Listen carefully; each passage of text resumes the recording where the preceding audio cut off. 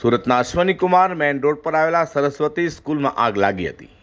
સ્કૂલની લાઇબ્રેરીના રૂમમાં એસી ચાલુ કરવા ધડાકા સાથે આગ લાગી હતી, જેને લઈને શાળામાં ભયનો માહોલ ઊભો થયો હતો। તો આગ લાગી ત્યારે શાળામાં 800 જેટલા વિદ્યાર્થીઓ અભ્યાસ કરતા હતા અને આગ લાગતા તાત્કાલિક શાળા ખાલી કરી વિદ્યાર્થીઓને રજા આપી દેવાઈ હતી। આગને પગલે ફાયર બ્રિગેડની ટીમને જાણ કરતા ઘટનાસ્થળે દોડી આવી હતી અને ફાયરની ટીમે પાણીનો મારો ચાલવી ગણતરીની મિનિટોમાં જ આગ પર કાબૂ મેળવ્યો હતો। તો વાલીઓને જાણ થતાં બાળકોને લેવા ઉચ્ચક મને શાળાએ પહોંચ્યા હતા। સદનસીબે આગમાં કોઈ જાનહાની ન થતાં તંત્રને લોકોએ હાશકર અનુભવ્યો છે।